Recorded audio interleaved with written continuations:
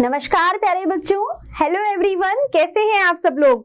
तो बच्चों, आज मैं आपकी केमिस्ट्री टीचर सोनू खींची आपके लिए लेके आई हूँ रसायन विज्ञान का हमारा बहुत ही इंटरेस्टिंग चैप्टर जिसका नाम है विलयन। ठीक है, तो बच्चों आज हम शुरुआत करेंगे एक बहुत ही अच्छे से अध्याय की। हमारा दूसरा अध्याय है रसायन विज्ञान का जिसका नाम है विलयन। तो तैयार हैं आप सब मेरे साथ? तो शुरू करते हैं हम ये चैप्टर। देखो बच्चों, सबसे पहले आज हम किसकी बात करेंगे? विलयन में हम क्या पढ़ेंगे?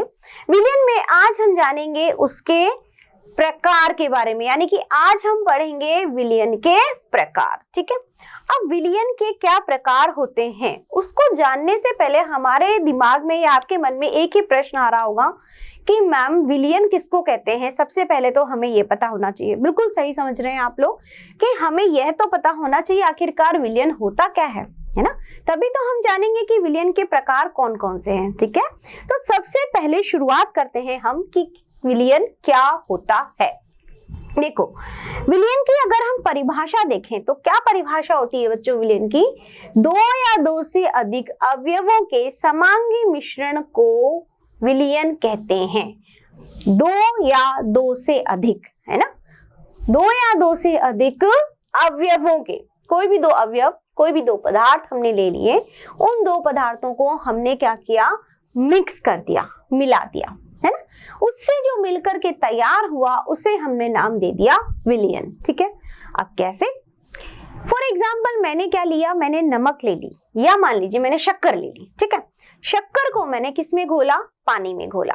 ठीक है, शक्कर को मैंने पानी में अच्छे से घोल दिया और उसके बाद में मेरा एक घोल बन के तैयार हो गया है। ठीक है, अब इसको मैंने क्या नाम दिया है? इसको मैंने नाम दिया है विलयन। ठीक है, अब देखो परिभाषा क्या कहता है?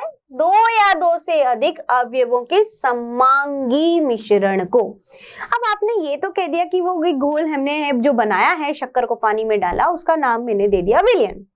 लेकिन समांगी मिश्रण का क्या मतलब है यहाँ पे? देखो, समांगी यानी बिल्कुल एक जैसा, बिल्कुल सेम, एक जैसा, एक दूसरे में मिक्स। आप उसको अलग अलग नहीं कर सकते हो, पहचान नहीं पाओगे। मतलब ऐसे तो हम बहुत सारे मेथड्स होते हैं हमारी केमिस्ट्री में जिसके थ्रू हम क्या करते हैं, मिक्सचर्स को सेपरेट करते हैं। ठीक है, लेकिन हम यहाँ पे बात कर रहे हैं कि समांगी मिश्रण होता क्या है।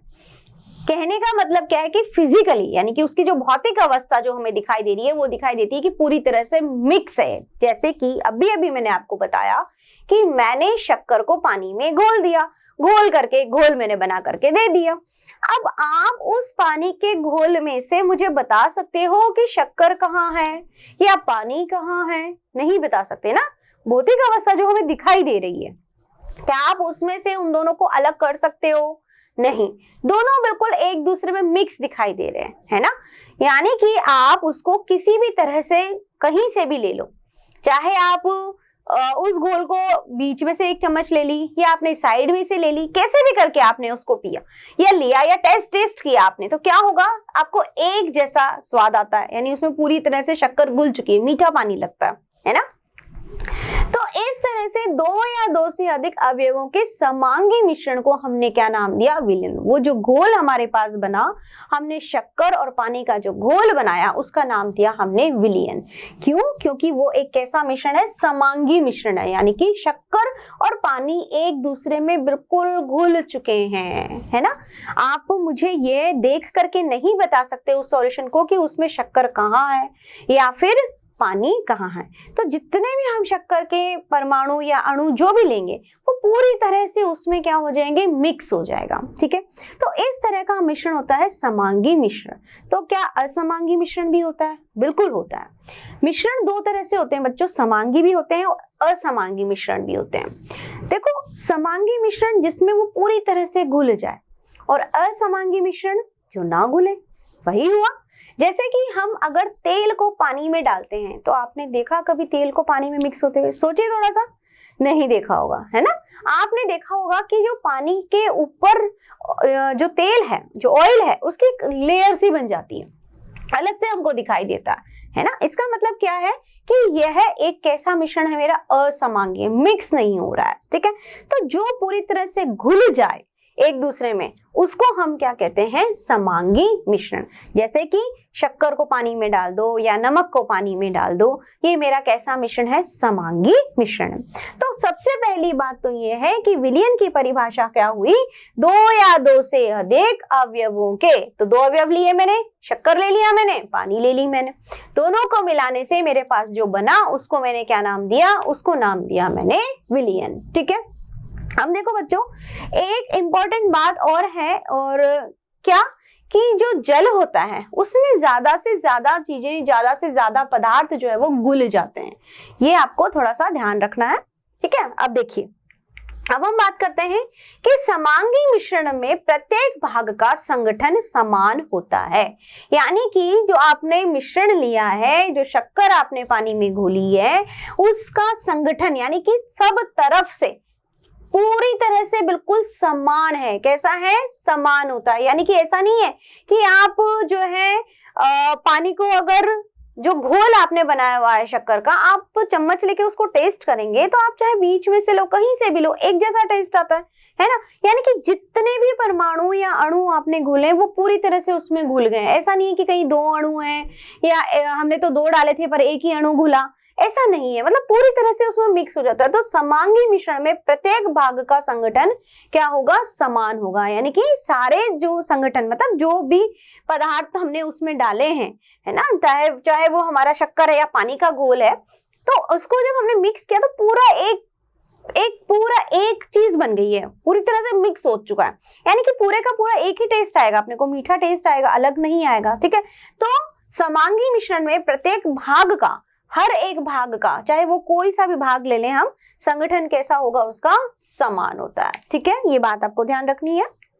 अगला आता है, दो पदार्थों से मिलकर बने विलयन को द्विअंगी विलयन तथा तीन पदार्थों से मिलकर बने विलयन को हम त्रिअंगी विलयन कहते हैं। अब विलयन कौन सा हुआ, द्विअंगी, त्रिअंगी, यानी कि दो पदार्थों से मिलकर बनाया। जैसे मान लीजिए शक्कर और क्या मिला दिया हमने, पानी मिला दिया। ठीक है, एक मैंने शक्कर, पानी और उसमें थोड़ा सा मैंने क्या डाल दिया, नमक भी डाल दिया। ठीक है, तो मेरा कैसा विलयन बन गया, त्रिअंगी विलयन बन गया। जो कि हम पता है ना, नमक का घोल, नमक शक्कर का घोल, अब कहते हैं बीपी लो हो जाता है, उस केस में हम कहते हैं ना कि भाई नमक शक्कर का घोल दे दो तो थोड़ा सा आराम मिल जाएगा इसको।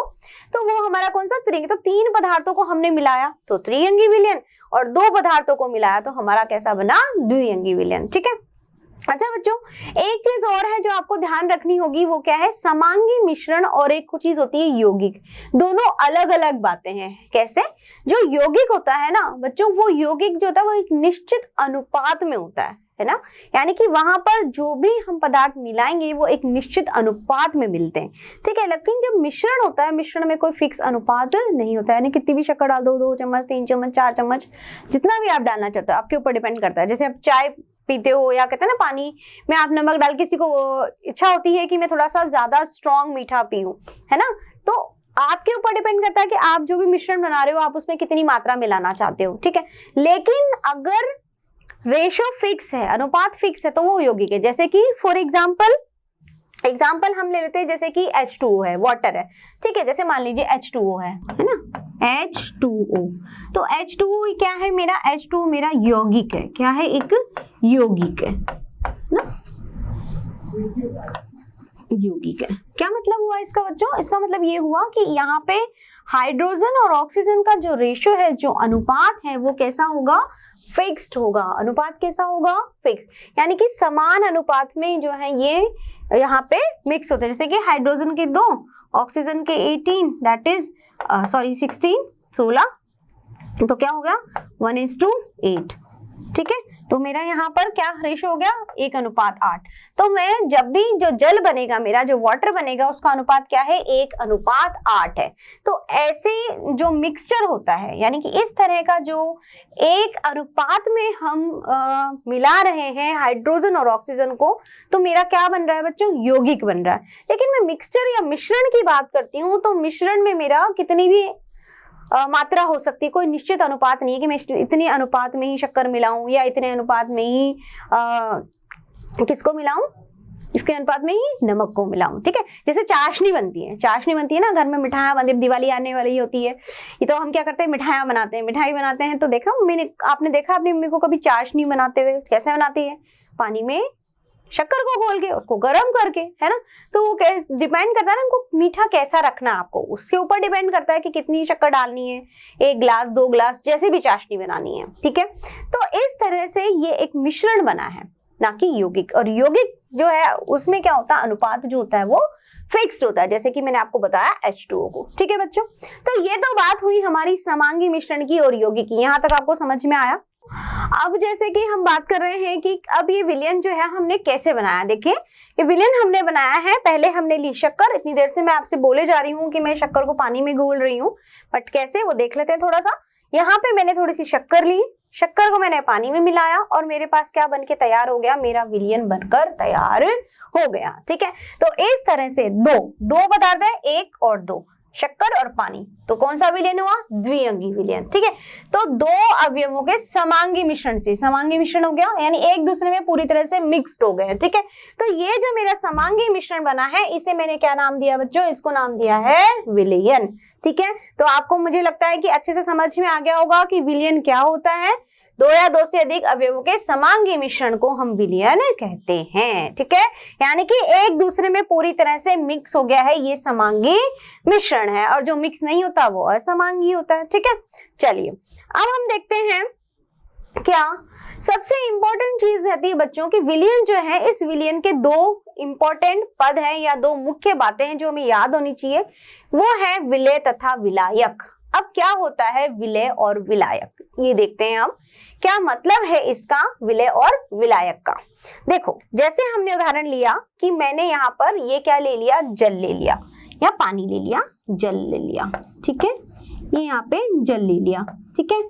अब जल को लेने के बाद में मैंने क्या ली, मैंने यहाँ पे ले ली है शक्कर, ठीक है। शक्कर मान लीजिए क्रिस्टल फॉर्म में है कुछ भी, ये है मेरी शक्कर, ठीक है।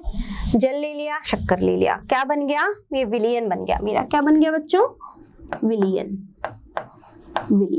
अब देखो हम कह रहे हैं कि हम 2 चीजों को यहाँ पे मिला रहे हैं, तो हमारा द्विअंगी विलयन बन रहा है।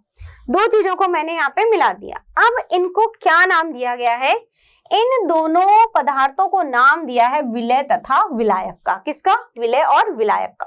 अब इसमें से कौन सा तो मेरा विलय है और कौन सा यहाँ पर विलायक है, वो देखना मेरा काम है, आपको बताना है। देखो अब देखिए यहाँ पर जब हम बात करते हैं बच्चों विलय तथा विलायक की, तो जो अवयव या जो पदार्थ हम अधिक मात्रा में लेते हैं उसे हम कहते हैं विलायक, और जो कम मात्रा में लेते हैं उसे हम कहते हैं विलय। तो यहाँ पर मेरा ज्यादा मात्रा में क्या है, शक्कर है या जल है, ऑफ कोर्स जल है ना। तो जल मेरा यहाँ पर क्या है, ये है मेरा विलायक। क्या है, विलायक, क्योंकि मैंने इसे ज्यादा मात्रा में लिया है, ठीक है। और शक्कर मैंने कम मात्रा में ली है, तो ये मेरा क्या है, विलय। क्या है ये मेरा विलय, ठीक है बच्चों। तो विलयन के 2 मुख्य पद होते हैं, विलय तथा विलायक, ठीक है। अब मैंने कहा आपसे जो मैंने अधिक मात्रा में लिया जैसे कि जल, तो उसे मैंने नाम दिया विलायक, और जो मैंने कम मात्रा में लिया उसे मैंने नाम दिया विलय, ठीक है बच्चों। अब इसकी परिभाषा एक बार देख लेते हैं कि क्या परिभाषा होगी इनकी। तो इनकी परिभाषा अगर हम देखें बच्चों, तो विलय समांगी मिश्रण में जो अवयव कम मात्रा में उपस्थित होते हैं उन्हें विलय कहते हैं, तथा समांगी मिश्रण में जो अवयव अधिक मात्रा में उपस्थित होते हैं उन्हें हम विलायक कहते हैं। जैसा कि हमने अभी अभी देखा, समांगी मिश्रण में जो अवयव कम मात्रा में, शक्कर मैंने कम मात्रा में ली तो उसे क्या नाम दिया, विलय, ठीक है। अब जो मैंने अवयव अधिक मात्रा में लिया उसको क्या नाम दिया, मैंने विलायक नाम दिया, ठीक है। अब कभी ऐसा हो कि हमारे पास में विलय और विलायक ये हमने कह दिया कम मात्रा में है, जो अधिक मात्रा में, लेकिन कई बार क्या होता है कि जैसे कि सभी समान मात्रा में है हमारे पास में, विलय भी विलायक भी, दोनों पदार्थ, तो हम किसे बोलेंगे विलयक या किसे बोलेंगे विलायक, है ना। तो देखो बच्चों इसके लिए सबसे इंपॉर्टेंट चीज जो मैं आपको बताना चाह रही हूँ वो क्या है कि जो हमारा वाटर होता है या जो जल होता है वो हमारा एक यूनिवर्सल सॉल्वेंट है। यानी कि क्या मतलब है इसका यूनिवर्सल सॉल्वेंट का, कि जो जल है उसमें ज्यादा से ज्यादा पदार्थ घोले जा सकते हैं, यानी कि जल जो है वो एक ऐसा पदार्थ है जिसमें आप ज्यादा से ज्यादा दूसरे पदार्थों को मिक्स कर सकते हो या घोल सकते हो या समांगी मिश्रण बना सकते हो। ठीक है, समझ रहे हो मेरी बात को? यानी कि जो जल है उसमें आप शक्कर घोल सकते हो, उसमें आप नमक घोल सकते हो, और भी बहुत सारी चीजें हैं जो हम पानी में घोल सकते हैं, जैसे कि ऑक्सीजन जल में घुली हुई रहती है। तो बहुत सारी चीजें हैं ऐसी जो जल में ज्यादा से जल एक ऐसी चीज है, वाटर एक ऐसी चीज है जिसके अंदर से ज्यादा पदार्थों को घोला जा सकता है। तो इस केस में ज्यादातर जो होता है जल एक बहुत ही अच्छा क्या है, विलायक है। ठीक है, अब देखो कई बार क्या होता है कि समझ नहीं आता कि विलय या विलायक में क्या नाम दें, किसे दें। तो देखो जैसे कि हमने घोल बनाया, ठीक है, अब यहाँ पे हम बहुत देर से शक्कर का ले रहे हैं, थोड़ा सा नमक का एग्जाम्पल ले लेते हैं। ठीक है, चलो मैंने क्या किया, नमक लिया। ठीक है, अब नमक को मैंने किस में घोला बच्चों? मैंने नमक को घोला किसमें? जल में, पानी में। ठीक है, मेरे पास एक यहाँ पे विलयन बन गया, विलयन बन गया। अब यहाँ पर क्या है, विलयन जल, नमक मेरा कौन सी अवस्था में था? ठोस अवस्था में, ठोस में रहता है नमक, है ना। और जल मेरा कौन सी अवस्था में बच्चों? द्रव अवस्था में। ठीक है, और विलयन मेरा कौन सी अवस्था में मिलेगा? मुझे आपने घर में खुद ने भी देखा होगा कि आप नमक जब मिलाते हो जल में तो आपके पास जो विलयन बनेगा वो कौन सी अवस्था का होता है बच्चों? वो द्रव का ही रहता है, द्रव अवस्था का ही मिलता है ना। तो क्या होता है कि जब आप आइडेंटिफाई नहीं कर पाते हैं कि किसको हम विलय या विलायक का नाम दें, तो वहां पर आप ये चीज ध्यान रख सकते हैं क्या, कि जो विलयन की हमारी भौतिक अवस्था मिलती है, भौतिक अवस्था क्या मिली यहाँ पे? हमारी द्रव। ठीक है, तो जो भौतिक अवस्था हमारी यहाँ पर होगी वही हमारा क्या होगा? क्या होगा? विलायक। यानी कि अगर विलयन मेरा द्रव है तो मेरा यहाँ पर द्रव अवस्था में कौन है? जल है। तो इसका मतलब जल मेरा क्या हो गया? विलायक हो गया है। ये क्या है बच्चों? ये है विलायक। क्या है ये? विलायक। और नमक क्या हो गया? ये ठोस, ये मेरा विलय हो गया। क्या हो गया? विलय। ठीक है, तो इस तरह से हम पहचान सकते हैं कि कौन सा विलय होगा और कौन सा विलायक होगा। ठीक है बच्चों, तो जो कम मात्रा में उपस्थित होते हैं उन्हें हम कहते हैं विलय, और जो मिश्रण में हम अधिक मात्रा में उपस्थित हो उन्हें हम कहते हैं विलायक। ठीक है, तो इस तरह से ये हमारी कहानी हो गई है विलय और विलायक की। ये बहुत ही इंपॉर्टेंट पद है और इन्हें ही हम पढ़ेंगे, यानी कि हमारा जो चैप्टर है वो द्विअंगी विलयन पर ही ज्यादा आधारित है। तो यहाँ पर बात हो रही है कि विलय और विलायक क्या हो गए, तो वो आपको समझ में आ गए होंगे कौन सा विलय है और कौन सा विलायक है। ठीक है, अब बात करते हैं विलयनों के प्रकार की। ठीक है, अब हम बात करेंगे किसकी? अब हम बात करेंगे विलयन के प्रकार की।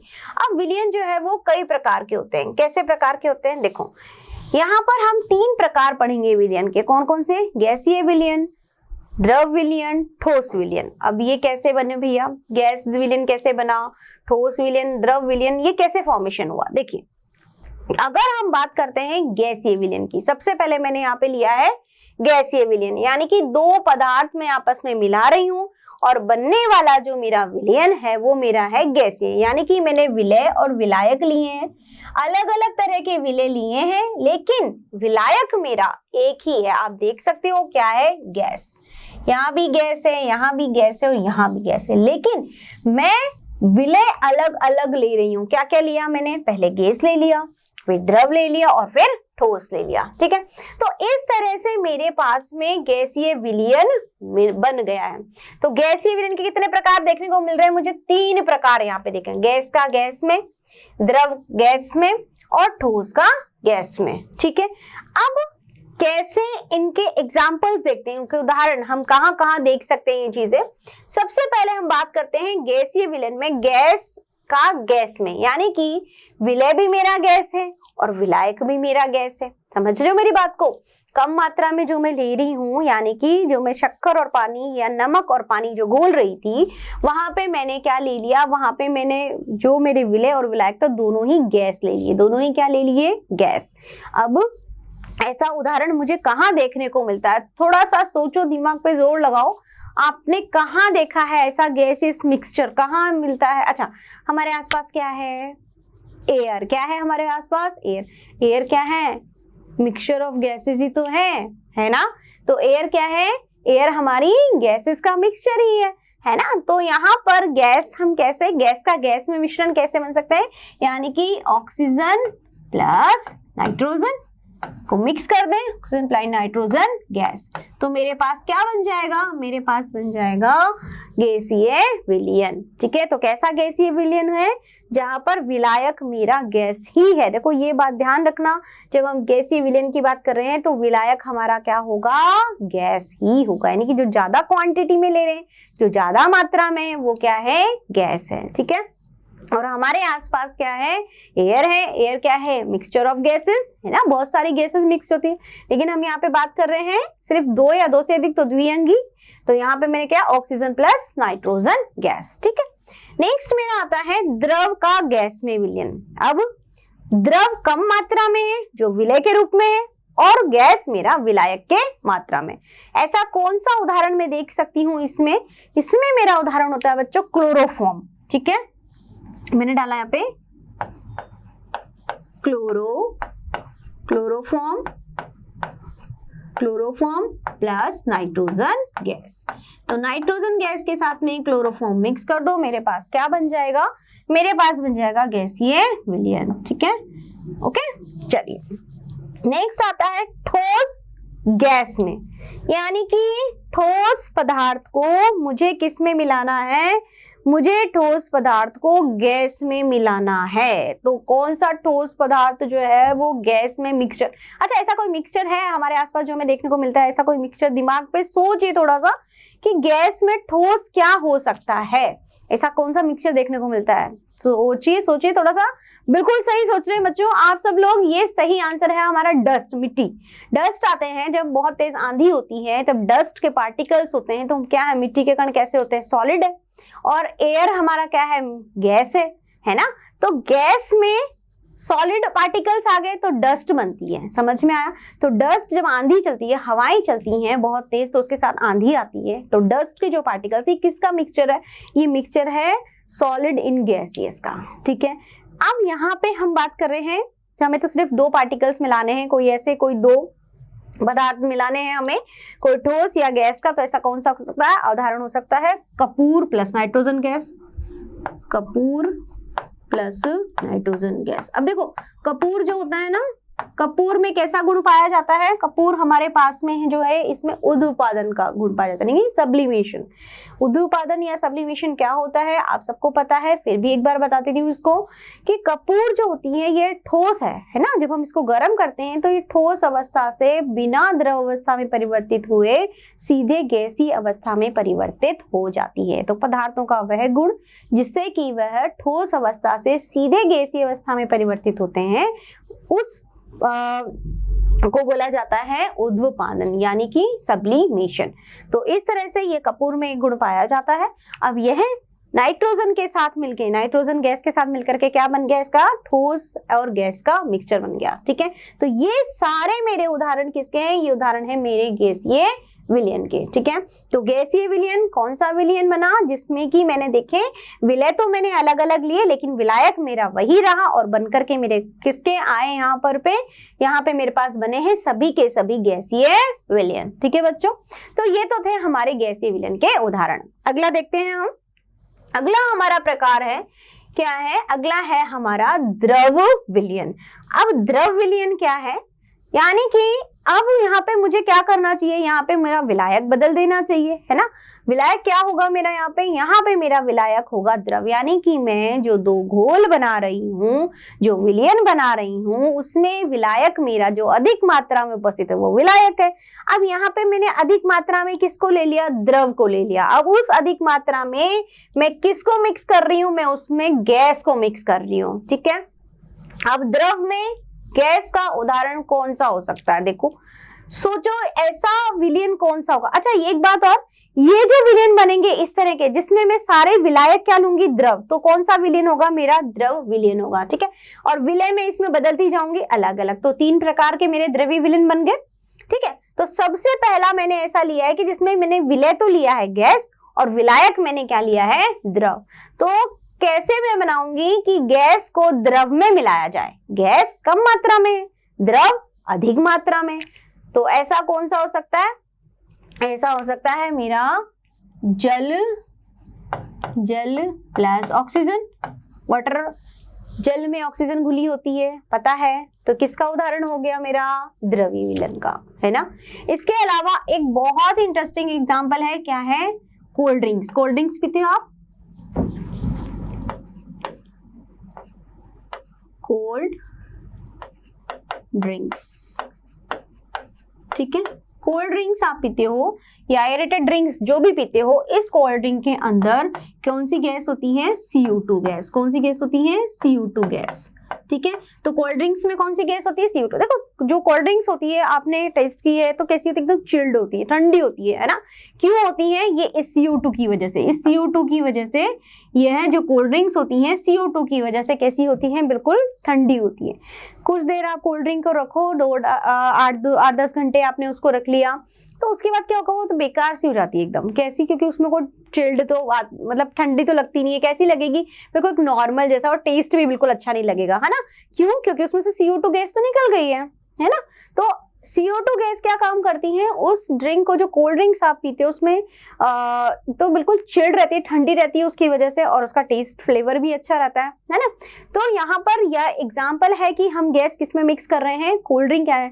एक ड्रिंक है ना, एक द्रव है। तो द्रव में मैंने क्या मिलाया? यहाँ पे हमने क्या मिलाई? CO2 गैस मिलाई, तो क्या बन गया मेरा? Cold drink. तो ये भी मेरा एग्जाम्पल है किस तरह का? द्रव विलयन का। कैसा विलयन बना? द्रव का विलयन, ठीक है। अगला है द्रव का द्रव में विलयन। द्रव का द्रव में विलयन कौन कौन सा हो सकता है? द्रव का द्रव में विलयन है जल प्लस एथेनॉल। जल प्लस एथेनॉल, अल्कोहल पीते हैं ना कई लोग, जो कि हेल्थ के लिए बिल्कुल भी अच्छी नहीं है, ठीक है। तो जल प्लस इथेनॉल, यानी कि जल में आपने क्या मिलाया? इथेनॉल मिलाया, ठीक है। अच्छा चलो अगला क्या है बच्चों? अगला नेक्स्ट है हमारा विलय तथा विलायक में हमने द्रव, दोनों में ही द्रव ले लिया, यानी कि विलय भी मेरा द्रव है और विलायक भी मेरा क्या है? द्रव है। अब ऐसा कौन सा उदाहरण है जिसमें मैं द्रव को द्रव में मिलाऊं तो मुझे द्रव्य विलयन मिल जाए? यानी कम मात्रा में भी मेरा द्रव है और ज्यादा मात्रा में जो विलायक मिलाया है वो भी मेरा द्रव है। तो इसका सबसे अच्छा उदाहरण होता है बच्चों जल में क्या मिला दिया जाए? जल प्लस एथेनॉल, है ना।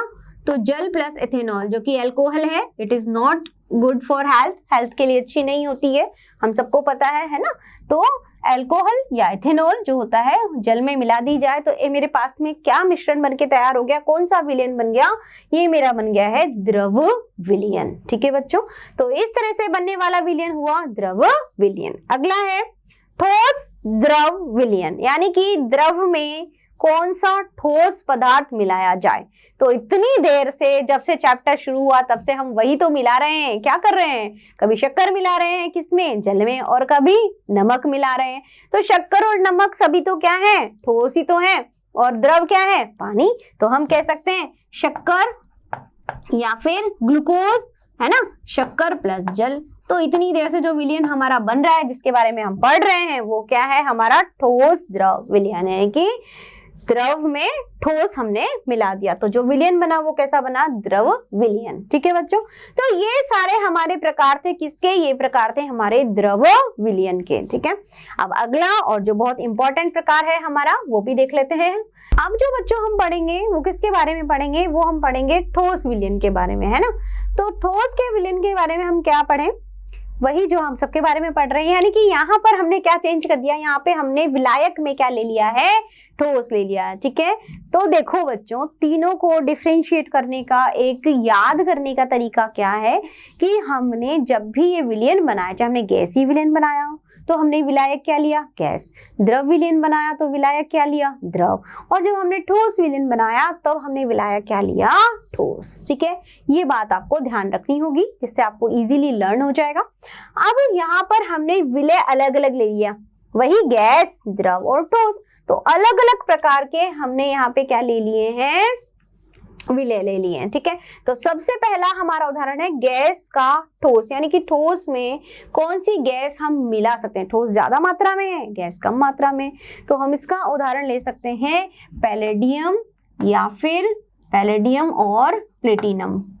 प्लेटिनम में हाइड्रोजन गैस का, ठीक है, मिक्स कर दो। ठीक है, तो हमारे पास किसका उदाहरण आ जाएगा, ये उदाहरण आ जाएगा हमारा ठोस विलयन का। देखो मिलाने से मतलब सिर्फ ऐसा नहीं मिलाना, मिलाने के बाद हमें मिश्रण कैसा मिल रहा है, समांगी, यानी कि एक दूसरे में पूरी तरह से घुल जा रहे हैं।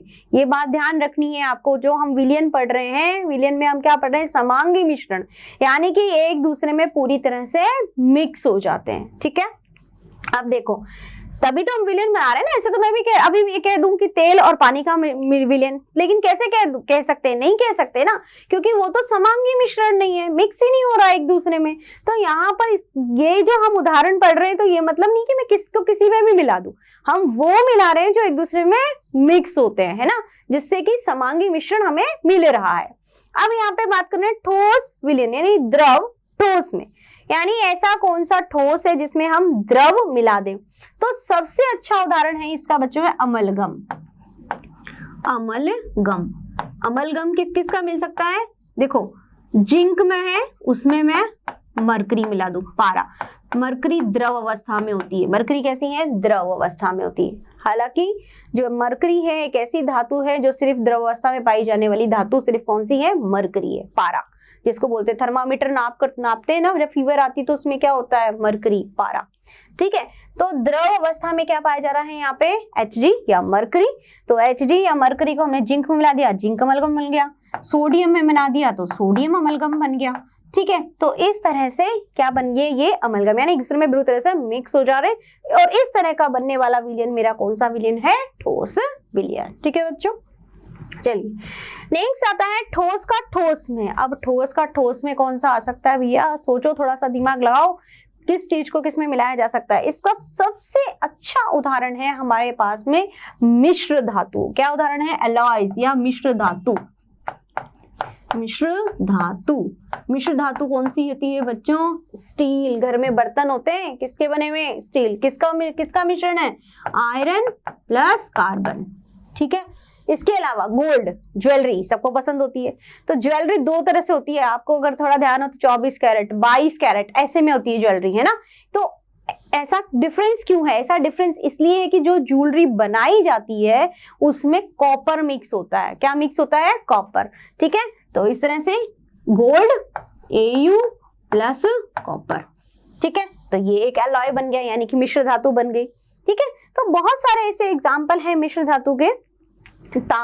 इसी तरह पीतल है ना, तो बहुत ये सारे एग्जाम्पल हैं, स्टील है, गोल्ड है। ठीक है, तो इन सब चीजों में आपने देखा कि ठोस को ठोस में मिला रहे हैं हम। गोल्ड क्या है, ठोस अवस्था में। कॉपर क्या है, ठोस अवस्था में।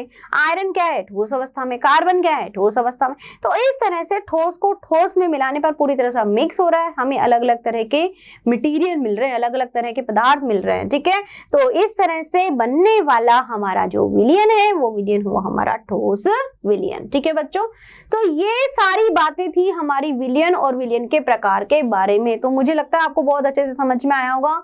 विलयन यानी दो या दो से अधिक पदार्थों के समांगी मिश्रण को हमने नाम दिया विलयन। फिर विलयन के हमने प्रकार देखे, यानी कि एक दूसरे में पूरी तरह से मिक्स्ड हो रहे हैं। ठीक है, अब यहाँ पे हमने विलयन के अलग अलग प्रकार देखे। कौन कौन से देखा, हमने कहा गैस विलयन, द्रव विलयन, ठोस विलयन। तीनों में हम कैसे कहेंगे कि गैस विलयन है या ये द्रव विलयन है या ठोस विलयन है, तो ये हमने नाम दिया किसके आधार पर, विलायक के आधार पर। यानी कि अगर हमने विलायक गैस ही लिया है तो गैसीय विलयन है, अगर द्रव लिया है तो द्रव विलयन है, और ठोस लिया है तो ठोस विलयन है। और इन सभी में हमने सभी तरह की अवस्थाएं, पदार्थ की 3 अवस्थाएं होती है, ठोस, द्रव और गैस, है ना, और तीनों अवस्थाओं में हमने अलग अलग पदार्थ मिक्स करके और यहाँ पर उदाहरण भी देख लिए। इससे हमें अब ये क्लियर हो गया कि वाकई में इस तरह के विलयन बनते हैं जो हमारी लाइफ में, डे टू डे लाइफ में बहुत यूज आता है ना। चलो, तो ये तो सब बातें थी बच्चों विलयन और विलयन के प्रकार के बारे में। अब कितना आप लोगों ने एनालाइज किया, कितना समझा, वो हम जानेंगे इन प्रश्नों के द्वारा। तो शुरू करते हैं हमारे प्रश्न। तो बच्चों सबसे पहले हम बात करेंगे किसकी, सबसे पहले हमारा जो प्रश्न है वो क्या है, विलयन क्या है। विलयन क्या है देखते हैं। विलयन क्या है, द्विअंगी विलयन है या फिर त्रिअंगी विलयन है या समांगी मिश्रण है या फिर उपरोक्त सभी। यानी कि हमने जो अब तक पढ़ा वो यही तो पढ़ रहे हैं कि विलयन द्विअंगी भी हो सकता है, विलयन त्रिअंगी भी हो सकता है और विलयन समांगी मिश्रण भी। यानी कि ये सभी बातें जो है विलयन के लिए सत्य है या सही है। तो विलयन एक द्विअंगी विलयन भी है, विलयन त्रिअंगी भी है। भाई 2 पदार्थ मिला दिए तो द्विअंगी हो जाएगा, 3 मिला दिए तो त्रिअंगी हो जाएगा। और समांगी मिश्रण यानी कि पूरा एक दूसरे में अच्छे तरह से घुला हुआ है या मिक्स्ड है, ठीक है। तो इसका मतलब इसमें से मेरा सही उत्तर क्या हुआ, उपरोक्त सभी। ये सभी बातें जो है वो विलयन के लिए सही है या सत्य है, ठीक है। अच्छा, अगला हमारा प्रश्न क्या है? अगला प्रश्न है बच्चों, एक ऐसे ठोस का उदाहरण दीजिए जिसमें विलय कोई गैस हो। अब देखो हमें क्या उदाहरण देना है, ठोस का उदाहरण देना है जिसमें कोई विलय, इसका मतलब हमारा विलायक क्या है यहाँ पे, इसका मतलब हमारा विलायक यहाँ पर ठोस है, ठीक है। तो विलय क्या है, हमारा गैस है। तो ऐसा कौन सा उदाहरण हो सकता है? मिश्र धातु? नहीं, क्यों? क्योंकि मिश्र धातु तो हमारा किसका है, मिश्रण है ठोस प्लस ठोस है, ठोस प्लस ठोस। यानी कि यहाँ पर ये विलय और विलायक है ना, ठोस और ठोस का मिश्रण है। यानी कि विलय भी मिश्रण है, विलय भी ठोस है और विलायक भी ठोस है। अगला हमारा आता है अमलगम। अमलगम में हमने क्या देखा, अमलगम में हम देखते हैं कि सोडियम जो है वो मैंने उसमें मिला दी मरकरी। यानी कि यहाँ पर ये मेरा तो क्या है, ठोस है और मरकरी जो है वो मेरा द्रव, ठीक है। तो ये भी नहीं हो सकता, मुझे तो चाहिए ठोस और किसका उदाहरण, गैस का। अगला है मेरे पास में पैलेडियम में H2 का विलयन। पैलेडियम में H2, बिल्कुल सही बात है। पैलेडियम मेरा क्या है, यहाँ पर मेरा पैलेडियम जो है वो ठोस है और इसके साथ में मेरा H2 क्या है, गैस है। तो यहाँ पर विलय मुझे गैस मिल गया और विलायक मेरा ठोस है, बिल्कुल सही है। तो मेरा उत्तर यही मिल गया मुझे। लेकिन मैं अगला भी एक बार देख लेती हूँ। यहाँ पे जल और इथेनॉल, तो जल मेरा द्रव है और इथेनॉल भी द्रव, यानी कि द्रव प्लस द्रव का है मिश्रण है। तो यहाँ पर मेरा ये उत्तर भी सही है। तो मेरा सही प्रश्न क्या उत्तर क्या होगा इसमें, ऑप्शन नंबर स, यानी कि पैलेडियम में H2 का विलयन, ठीक है। तो ऐसे ठोस का उदाहरण जिसमें विलय कोई गैस हो तो वो उदाहरण है मेरा पैलेडियम, और पैलेडियम या प्लेटिनम में क्या डाल दिया जाए, H2 का विलयन, ठीक है बच्चों। चलिए अगला प्रश्न है मेरा, यहाँ पर जल में शर्करा के विलयन में होते हैं, क्या होते हैं, मुक्त परमाणु या मुक्त आयन या फिर मुक्त अणु, ठीक है, या फिर मुक्त परमाणु तथा अणु, ठीक है। अब जल में शर्करा डाल दिए यानी कि शुगर डाल दिया। तो शुगर जो होती है, जल की हम जब बात करते हैं बच्चों, तो जल में जब शुगर मिलाते हैं तो शुगर में यानी शर्करा में सहसंयोजी बंध होते हैं। कैसे बंध होते हैं, सहसंयोजी बंध। तो यह जो सहसंयोजी बंध होते हैं, ये बंध पहले तो बंधे हुए होते हैं आपस में, लेकिन हम इसको जैसे ही जल में मिलाते हैं तो ये बंध जो होते हैं वो टूट जाते हैं, ठीक है। और टूट जाने के बाद में ये क्या हो जाएंगे, मुक्त हो जाएंगे। हमें पता है कि जब भी कोई बंध टूटता है तो इलेक्ट्रॉन मुक्त हो गया, परमाणु अणु जो भी है वो मुक्त हो जाएगा, ठीक है। तो यहाँ पर शर्करा मेरी क्या है, सहसंयोजित बंधित अणु है ना। तो यहाँ पर मुझे क्या मिलेंगे, यहाँ पे अणु की अवस्था में है तो अणु यहाँ पर मुक्त हो जाएंगे। तो पानी में घोलने पर शर्करा को यानी शुगर को तो क्या हो जाएगा, हमारे पास मिलेंगे मुक्त अणु। क्या मिलेंगे, मुक्त अणु, क्योंकि यह सहसंयोजी बंधित अणु है, ठीक है। और जल जो है मेरा वो एक ध्रुवीय विलायक है, ठीक है। चलिए अगला प्रश्न है मेरे पास में, जब जल में साधारण लवण घोला जाता है तो क्या होता है, यानी कि साधारण लवण हमने घोला तो क्या हुआ, देखते हैं। ये मुझे कह रहा है कि जल में साधारण लवण घोलने पर क्या होगा,